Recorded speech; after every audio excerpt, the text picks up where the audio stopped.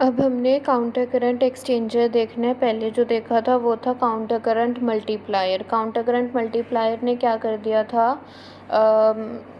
Loop of Henle में उसका role था, और हमने देखा कि किस तरह से मेडुलरी इंटरस्टिशियम में जो हाइपर ऑस्मोलैरिटी है वो बढ़ी, उसने डेवलप किया। काउंटर करंट एक्सचेंजर में किसका रोल होगा, वासरेक्टा का रोल होगा, और वो क्या करेगा, वो उस हाइपर ऑस्मोलैरिटी को मेंटेन करके रखेगा। काउंटर करंट मल्टीप्लायर उसे डेवलप करता है हाइपर ऑस्मोलैरिटी को, और काउंटर करंट एक्सचेंजर उसे मेंटेन करके रखता है। तो अब ये मेंटेन हो कैसे रहा है, हमारे पास हमें पता है कि ये मेरे पास लूप ऑफ हेनले है। तो जो वासरेक्टा है वो किसके लाई करेगा, पैरेलल होगा लूप ऑफ हेनले के, ठीक है। जिसमें मुझे पता है ये मेरे पास असेंडिंग लिम्ब था और ये मेरे पास डिसेंडिंग लिम्ब था। वासरेक्टा भी इसी के साथ पैरेलली लाई करेगा, और सेम उसका यही होगा कि ये मेरा डिसेंडिंग लिम्ब होगा और ये उसका असेंडिंग लिम्ब होगा। तो हो क्या रहा था, हमें पता है कि जो सोडियम थी वो रीअब्जॉर्ब हो रही थी, जो सोडियम था वो रीअब्जॉर्ब हो रहा था from the ascending limb of loop of Henle. Ascending limb of loop of Henle से सोडियम रीअब्जॉर्ब हो रहा था, मेडुलरी इंटरस्टिशियम में आ रहा था। अब ये जो सोडियम क्लोराइड इधर भरा पड़ा है ये रीअब्जॉर्ब होगा, या फिर हम कह सकते हैं डिफ्यूज़ होगा कंसंट्रेशन ग्रेडियंट के कारण, जो कि मेडुला में बना है। कहाँ पर डिफ्यूज़ होगा, into the descending limb of vasa recta, ठीक है।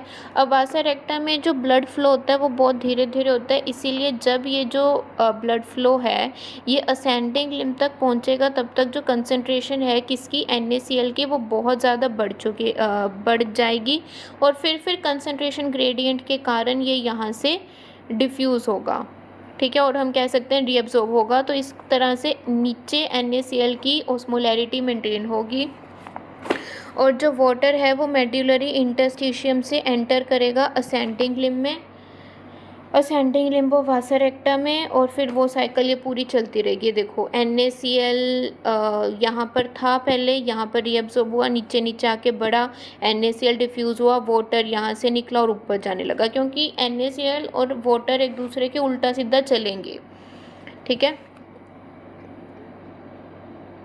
क्योंकि अगर NaCl की कंसंट्रेशन ज़्यादा है, मतलब उसको हमने थिक करना है, ऑस्मोलैरिटी ज़्यादा करनी है, तो वहाँ पर वाटर मॉलिक्यूल निकलेगा, ठीक है। तो ये था पूरा। और इस तरह से यूरिया हमेशा किसके साथ चलेगा, उसके साथ सोडियम क्लोराइड के साथ। तो वही है, रीसाइक्लिंग ऑफ यूरिया भी होएगी थ्रू वासरेक्टा। जब ब्लड पास करेगा असेंडिंग लिम्ब ऑफ वासरेक्टा में, तो यूरिया डिफ्यूज़ होगा back into the medullary interstitium along with NaCl के साथ वो चलता रहेगा। तो ये पूरा था काउंटर करंट मैकेनिज़्म, जिसमें काउंटर करंट मल्टीप्लायर था और काउंटर करंट एक्सचेंजर था। मल्टीप्लायर था लूप ऑफ हेनले, एक्सचेंजर था वासरेक्टा, ठीक है। उसके बाद ये यूरिन कंसंट्रेशन की कुछ समरी है। देखो ये तो स्टार्टिंग से ही क्लियर हो गया कि कंसंट्रेट क्यों करना है हमें यूरिन को, क्योंकि अगर हमने यूरिन को डाइल्यूट कर दिया तो वाटर लॉस ज़्यादा होगा ना बॉडी से, इसीलिए 4 टाइम्स ज़्यादा कंसनट्रेटेड यूरिन रिलीज़ होता है देन प्लाज्मा, ठीक है। तो कह रहे कि जब जो ग्लोमेरुलर फिल्ट्रेट है वो रीनल ट्यूब्यूल तक पास करता है, तो जो ऑस्मोलैरिटी है हम उसको अलग अलग सेगमेंट में कैसे रेगुलेट करते हैं। सबसे पहले ऊपर होता है बोमेंस कैप्सूल। हमें याद रखना है जैसे जैसे मेडुला की तरफ जाएंगे कंसनट्रेशन बढ़ती जाएगी, ठीक है। ग्लोमेरुलर फिल्ट्रेट कलेक्ट होता है बोमेंस कैप्सूल में, और उसकी जब कंसंट्रेशन आइसोटोनिक होगी, मतलब सेम कंसंट्रेशन होगी जो कि प्लाज्मा की होती है। क्यों हो रही है, क्योंकि उसमें वो सारे सब्सटेंसेस हैं जो कि प्लाज्मा में होते हैं प्रोटीन को छोड़ के। प्रोटीन क्यों नहीं जाता फिल्ट्रेट में, क्योंकि प्रोटीन का मोलिकुलर वेट और मोलिकुलर साइज ज़्यादा होता है, इसीलिए वो छोटे छोटे जो फिल्ट्रेशन पोर्स होते हैं ना उनमें से क्रॉस नहीं कर पाता, इसीलिए, ठीक है। तो जो बोमेंस कैप्सूल में फिल्ट्रेट की ऑस्मोलैरिटी कितनी होगी, 300 मिलीओस्मोल पर लीटर, जो कि उसकी होती है, क्या ब्लड की भी होती है, प्लाज्मा की होती है। उसके बाद नीचे आ जाओ PCT, प्रॉक्सिमल कॉन्वोलेटेड ट्यूब्यूल। जब जो फिल्ट्रेट है वो PCT तक पहुंचेगा तो वहाँ पर एक्टिव रीअब्जॉर्प्शन होएगी, किसकी, सोडियम की और क्लोराइड की, और पानी की भी, ठीक है। पीसीटी में तीनों चीज़ों की रीअब्जॉर्प्शन हो रही है, क्योंकि पीसीटी मैक्सिमम रीअब्जॉर्प्शन होल्ड करता है, तो उसमें ऑस्मोलैरिटी में कोई ज़्यादा फ़र्क नहीं आएगा। पीसीटी में बस रीअब्जॉर्प्शन ज़्यादा होती है, किस किस की, सोडियम की भी, क्लोराइड की भी और पानी की भी। फिर आता है थिक डिसेंडिंग सेगमेंट। पहले थिक डिसेंडिंग सेगमेंट आता है, फिर थिन डिसेंडिंग सेगमेंट आता है। थिक डिसेंडिंग सेगमेंट में वाटर रीअब्जॉर्ब होगा टिब्यूल से मेड्यूलरी इंटरस्टिशियम में ऑस्मोसिस के द्वारा, और फिर इसमें क्या होगी, ऑस्मोलैरिटी बढ़ने लग जाएगी, ठीक है। और ये ऑस्मोलैरिटी उसकी चल रही है उसकी मेड्यूलरी इंटरस्टिशियम की, ठीक है। तो ऑस्मोलैरिटी कितनी हो गई, 450 से 600 मिली ऑस्मोल पर लीटर बढ़ने लग गया। उसके बाद थिन डिसेंडिंग सेगमेंट, सबसे पहले थिक आता है फिर थिन आता है। थिन डिसेंडिंग सेगमेंट में जो ज़्यादा से ज़्यादा पानी रीअब्जॉर्ब होगा और मोर वाटर इज़ रीअब्जॉर्ब्ड और ऑस्मोलैरिटी और ट्यूब्यूलर फ्लूइड इक्वल हो जाएगा, जो कि सराउंडिंग मेड्यूलरी इंटरस्टिशियम में है, ठीक है। ये देखो, ये तुम्हारा ऊपर से पीसीटी वाला पोर्शन जिसकी 300 थी, फिर आया थिक असेंडिंग डिसेंडिंग सेगमेंट जिसकी बढ़ रही है, फिर आया थिन असेंडिंग सेगमेंट, और ये थिन असेंडिंग सेगमेंट की उतनी ही है ऑस्मोलैरिटी जितनी मेड्यूलरी इंटरस्टिशियम की थी, दैट इज़ 1200। 400 से 600 तक रहा तुम्हारा थिक असेंडिंग सेगमेंट में, ठीक है। उसके बाद thin ascending segment of Henle loop, उसमें क्या होता है, सबसे पहले कंसंट्रेशन ग्रेडियंट करके जो सोडियम क्लोराइड है वो डिफ्यूज़ होगा, हमने सारा अभी पढ़ा है। तो ऑस्मोलैरिटी कहाँ तक डिक्रीज़ हो जाएगी, 400 मिलियोस्मोल तक डिक्रीज़ हो जाएगी, ठीक है। इस वाले में ज़्यादा क्यों थी, क्योंकि इसमें ज़्यादा से ज़्यादा पानी रीअब्जॉर्ब हुआ था, है ना। इतना ज़्यादा पानी रीअब्जॉर्ब हुआ, सिर्फ आयंस रह गए, इसलिए इनकी कंसंट्रेशन इतनी ज़्यादा बढ़ गई। अब यहाँ पर क्या करो, सोडियम क्लोराइड को भी अब तक जो देख रहे थे वो सिर्फ देख रहे थे कि पानी ज़्यादा से ज़्यादा रीअब्जॉर्ब हो रहा है। अब क्या देख रहे हो तुमने, सोडियम क्लोराइड को भी रीअब्जॉर्ब करवा रहे हो, उसको डिफ्यूज़ आउट ऑफ करवा रहे हो इसी कंसंट्रेशन ग्रेडियंट करके। तो ऑस्मोलैरिटी कम होगी 1200 मिली ऑस्मोल तक। अब आ जाएगा तुम्हारा थिक असेंडिंग सेगमेंट, ये पानी के इम्परमेबल होता है तो पानी तो नहीं जाएगा, तो क्या जाएगा, एक्टिव रीअब्जॉर्प्शन किसकी होगी, सोडियम और क्लोराइड की, जिस करके जो फ्लूइड है वो हाइपोटोनिक हो जाएगा। हाइपोटोनिक मतलब उसमें जो कंसंट्रेशन है वो प्लाज्मा की कंसंट्रेशन से कम हो जाएगी, कितनी, 150 टू 200 मिलियोस्मोल पर लीटर। ये सारी उसकी चल रही है ना। हाँ, हमने कंसंट्रेट करना है ना। और फिर आता है डीसीटी वाला पोर्शन और कलेक्टिंग डक्ट। ये जो दो सेगमेंट हैं ये टोटली इम्परमेबल है वाटर के, लेकिन कुछ कुछ परमेबल हैं सोल्यूट के, इसलिए यहाँ से भी सोडियम और क्लोरीन का एब्जॉर्प्शन होगा और ऑस्मोलैरिटी 100 मिलियोस्मोल पर लीटर तक पहुँच जाएगी। तो ये पूरा था कि हमने 300 मिलियोस्मोल से 100 मिलियोस्मोल तक कैसे लेके आए, हमने उसकी कंसंट्रेशन इतनी ज़्यादा कैसे बढ़ाई, ठीक है। उससे पहले जो हमने देखा था वो काउंटर करंट मैकेनिज़्म था कि अगर हमने यूरिन को कंसंट्रेटेड करना है तो वो कैसे करना है। तो अगर आसपास वाला कंसंट्रेशन ग्रेडियंट होगा तभी यूरिन कंसंट्रेटेड होगा, और वो आसपास वाला कंसंट्रेशन ग्रेडियंट कैसे मेंटेन करना है, लूप ऑफ हेनले से और वासा रेक्टा से, जो हमने पूरा देखा, ठीक है। अब हम देखते हैं रोल ऑफ एडीएच का। तो first concentration, final concentration of urine कैसे करती है एडीएच। मैंने बताया था ड्यूरिंग द डाइल्यूशन ऑफ, अगर हमने यूरिन को डाइल्यूट करना है, डाइल्यूशन ऑफ यूरिन में वे inhibit the ADH hormone.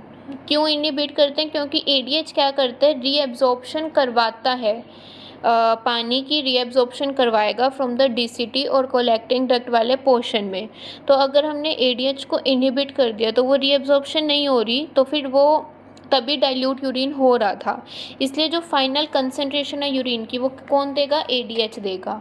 Normally जो डिस्टल कॉन्वोल्यूटेड ट्यूब्यूल होते हैं, जो कलेक्टिंग डक्ट होते हैं, वो परमिएबल नहीं होते पानी के, इम्परमिएबल होते हैं। लेकिन in the presence of ADH anti diuretic hormone, DCT और कलेक्टिंग डक्ट परमिएबल हो जाते हैं पानी के, जिसकी वजह से वाटर की रीअब्जॉर्प्शन होती है। वाटर की रीअब्जॉर्प्शन कौन इंड्यूस करवाएगा, ADH is called facultative reabsorption of water. Facultative resorption of water कहेंगे उसको। क्यों कहेंगे फैकल्टेटिव, क्योंकि जनरली वो इम्परमेबल होता है, लेकिन with need of the body हमने उसको रीअब्जॉर्प्शन करवा रहे हैं हम, तो उसको लिए इसका हम क्या कहेंगे, फैकल्टेटिव रीअब्जॉर्प्शन ऑफ वाटर। क्या करवाएगा और क्या क्या करवाएगा, ब्लड वेसल की कंस्ट्रिक्शन करवा देगा, ब्लड प्रेशर बढ़ा देगा। अगर ब्लड प्रेशर बढ़ाएगा तो फिर ब्लड वॉल्यूम कम होएगा, है ना, वही हमने करना है। और एक्स्ट्रा सेलुलर फ्लूइड की ऑस्मोलैरिटी को कम कर देगा। डिसऑर्डर ऑफ एडीएच की वजह से डायबिटीज़ इंसिपिडस होता है। ये डायबिटीज़ इंसिपिडस झूठ मूठ की डायबिटीज़, क्योंकि फ्रीक्वेंट यूरिनेशन होता रहेगा, और डायबिटीज़ मेलाइटस में भी फ्रीक्वेंट यूरिनेशन होता है इसी करके। बट ये वाली कौन सी है, ये डायबिटीज़ इंसिपिडस है। क्यों, क्योंकि शुगर नहीं है लेकिन फ्रीक्वेंट यूरिनेशन होगा। This disease is characterize by excessive excretion of water through urine. ठीक है, काउंटर करंट हो गया, एक्सचेंजर भी हो गया। उसके बाद आता है मिक्चुरेशन, इसी में करा देती हूँ बस, फिर ये लास्ट टॉपिक है। मिक्चुरेशन क्या होता है, is refer to the process by which urine is voided from urinary bladder. Urinary bladder से यूरिन तुम्हारा कैसे रिलीज आउट होगा। तो फंक्शन एंड आर्ट में देखो यूराइनरी ब्लैडर की, यूराइनरी ब्लैडर कंसिस्ट क्या क्या होता है, यूराइनरी ब्लैडर में बॉडी होगी, नेक होगा और इंटरनल यूरिथ्रल स्फिंक्टर्स होंगे कुछ, है ना, तीन चीज़ें होंगी, बॉडी, नेक और internal urethral sphincters. Smooth muscle बनाएगी बॉडी ऑफ ब्लैडर को, जिसको हम कहेंगे डेट्रूसर मसल। देखो ब्लैडर जो है वो हमारे कंट्रोल में तो नहीं होता कि वो कब भरेगा कब खाली होगा, है ना। हम स्फिंक्टर्स को कंट्रोल कर सकते हैं, लेकिन उसको कब स्वेल अप करना है कि उसको यूरिन को अपने अंदर स्टोर करना है, वो हमारे उसमें नहीं होता। इसलिए वहाँ पर कौन सी मसल प्रेजेंट होती है, स्मूथ मसल प्रेजेंट होती है। तो हम कौन सी मसल देते हैं उसको, डेट्रूसर मसल। ठीक है, पोस्टीरियर सरफेस में एक ट्रायंगुलर एरिया होता है जिसको हम ट्राइगोन कहते हैं। Upper angle of this trigone to urethra enters the bladder. ठीक है, एक मिनट रुको, ये देखो, ये तो नर्व सप्लाई है नहीं, छोड़ो। हाँ, तो मैं क्या कह रही थी कि पोस्टीरियर सरफेस पे एक ट्रायंगल बनता है जिसको हम ट्राइगन कहते हैं, और अपर एंगल इस ट्राइगन पे दो यूरेटर एंटर करेंगे ब्लैडर में। ठीक है, ओपन करता है यूरिथ्रा की तरफ। अदर एंड ऑफ यूरिथ्रा पे एक एक्सटर्नल यूरिथ्रल स्फिंक्टर होते हैं, एक इंटरनल यूरिथ्रल स्फिंक्टर होगा और एक एक्सटर्नल यूरिथ्रल स्फिंक्टर होगा। ठीक है, यहाँ तक ये सारी एनाटॉमी थी। अब है nerve supply to urinary bladder और स्फिंक्टर। दो होंगे, पैरासिम्पैथेटिक और sympathetic. Parasympathetic normal condition, sympathetic जब हमें डर लग रहा है। ठीक है, causes contraction of detrusor muscle और relaxation of internal sphincter leading to emptying of urinary bladder। Parasympathetic condition में क्या होता है, जो तुम्हारी एक second, relaxation of detrusor muscle feeling. ठीक है, तुम्हारी जो डेट्रूसर मसल है वो कॉन्ट्रैक्ट करेगी और इंटरनल स्फिंक्टर तुम्हारा रिलैक्स करेगा, जिसकी वजह से यूराइनरी ब्लैडर एम्प्टी होगा, मतलब यूरिनेशन होगी। वो होती है तुम्हारा पैरासिम्पैथेटिक सिस्टम, मतलब नॉर्मल कंडीशन, है ना। क्या हो रहा है, डेट्रूसर मसल तो कॉन्ट्रैक्ट कर रही है और इंटरनल यूरिथ्रल स्फिंक्टर तुम्हारा रिलैक्स करेगा, जिसकी वजह से यूरिनेशन होगी।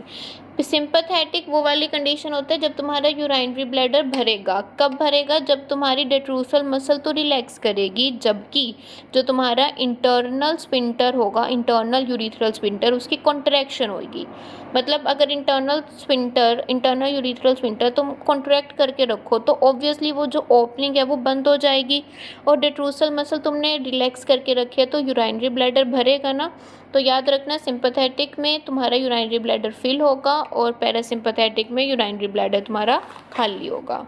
ठीक है, देखो यूराइनरी, अब यह मिक्चुरेशन कैसे हो रही है, यूराइनरी ब्लैडर फिल हुआ, वहाँ पर जो स्ट्रेच रिसेप्टर्स प्रेजेंट थे यूराइनरी ब्लैडर में वो एक्टिवेट हुए, उन्होंने इम्पल्स क्रिएट किया, अफरेंट इम्पल्स आया वाया पेल्विक नर्व से अफरेंट इम्पल्स आया।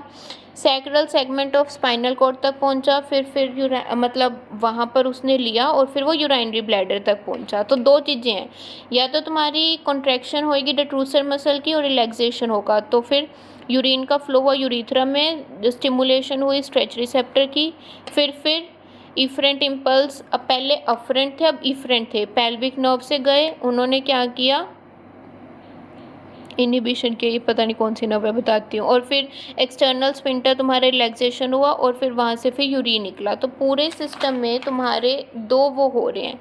सबसे पहले जब तुम्हारा यूराइनरी ब्लैडर से यूरीथ्रा तक गया और फिर यूरीथ्रा से जब बॉडी से बाहर निकला, ठीक है। तो पहले यूराइनरी ब्लैडर जब भरा तो यूराइनरी ब्लैडर के जो स्ट्रेच रिसेप्टर थे वो स्टिमुलेट हुए, उनमें अफरेंट इम्पल्स जनरेट हुआ। अफरेंट इम्पल्स पेल्विक नर्व के द्वारा कहाँ पर गया, स्पाइनल कॉर्ड के सैक्रल सेगमेंट से, फिर वहाँ से आई एक सेकेंड,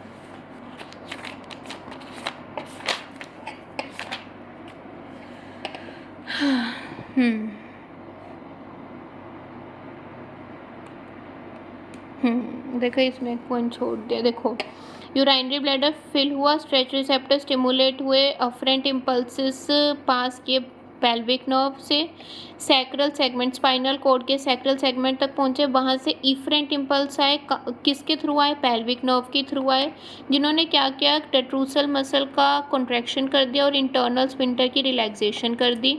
उसकी वजह से क्या हुआ, यूरिन का फ्लो हुआ यूरिथ्रा में और स्ट्रेच रिसेप्टर स्टिमुलेट हुए, वही अफरेंट इम्पल्सिस जनरेट हुए पेल्विक नर्व के द्वारा, उन्होंने क्या कर दिया, पुअरडेनल नर्व को इनहिबिट कर दिया, जिसकी वजह से एक्सटर्नल स्फिंक्टर रिलैक्स करी और वॉइडिंग हुई। अब ये वाला टाइम क्यों जनरेट हुआ कि जब तुम्हारा यूरिथ्रा में जाने लगा तो वहाँ पर जो स्ट्रेच रिसेप्टर थे वो फिर स्टिमुलेट करेंगे, क्योंकि अब यूराइनरी ब्लैडर खाली हो रहा है, ठीक है। तो ये पूरे उसमें दो बार इम्पल्स जनरेट होते हैं, एक डेट्रूसल मसल और इंटरनल स्फिंक्टर के कॉन्ट्रैक्शन और रिलैक्सेशन के लिए, और एक जब तुम्हारा एक्सटर्नल स्फिंक्टर रिलैक्स करेगा जब यूरिन बाहर निकलेगा, ठीक है।